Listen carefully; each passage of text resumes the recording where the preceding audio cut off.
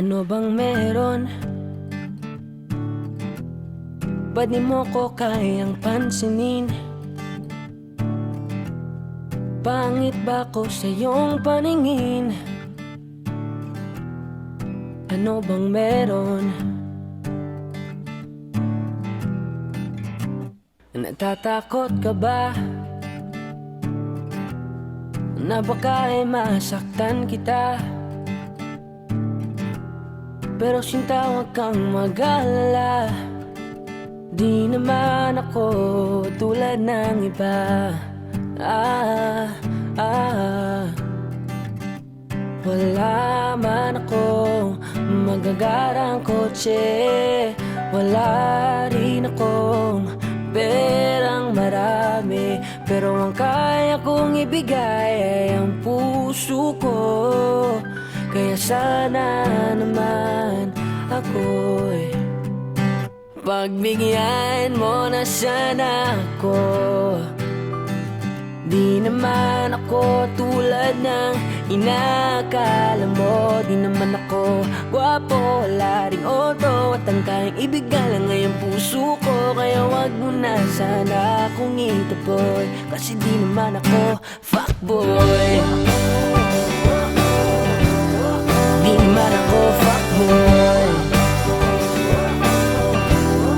Di naman ako fuckboy. Nagsimula ito sa FB nung makita ko larawan mo, akala ko anghel at nananaginip lang ako. Kaya dali-dali at inad na din kita. Lumipas ang ilang saglit at ako'y inaccept mo na. Laking tuwa, bumilog ang mata, sobra ang saya. Agad akong nagchat sa'yo, parang mapansin mo na naging magkaibigan tayo. Mabilis ang pangyayari, kaso nga lang hiya. Nung ang feelings ko'y sinabi, sabi ko gusto kita, di nagpaligoy-ligoy pa. Kaso lang tumanggi ka, kesyo may nalaman ka. Mga bali-balita lang na hindi naman totoo. Fuckboy man loloko, tsaka sinungaling daw ako. Pagbigyan mo na sana ako.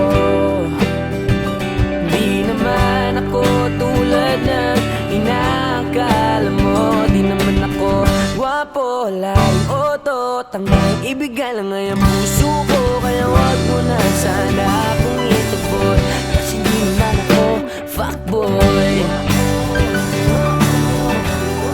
Di naman ako fuckboy. Di naman ako fuckboy. Hirap daw kasi magtiwala, hindi din madali ang maniwala sa mga pangako na maaari kong bitawan. Kaya sana naman ay paniwalaan. Pagbigyan mo na sana ako. Di naman ako tulad ng inakala mo. Di naman ako gwapo, laring auto, tangkang ibigay lang ay ang puso ko. Kaya wag mo na sana akong itaboy, kasi di naman ako fuckboy. Di naman ako fuckboy. Di naman ako fuckboy. Di naman ako fuckboy.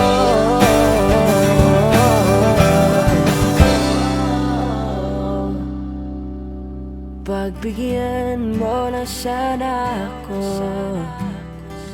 Di naman ako tulad ng inakala mo. Di naman ako gwapo, wala ring auto, at ang kayang ibigay lang ay ang puso ko. Kaya wag mo na sana akong itaboy, kasi di naman ako fuckboy.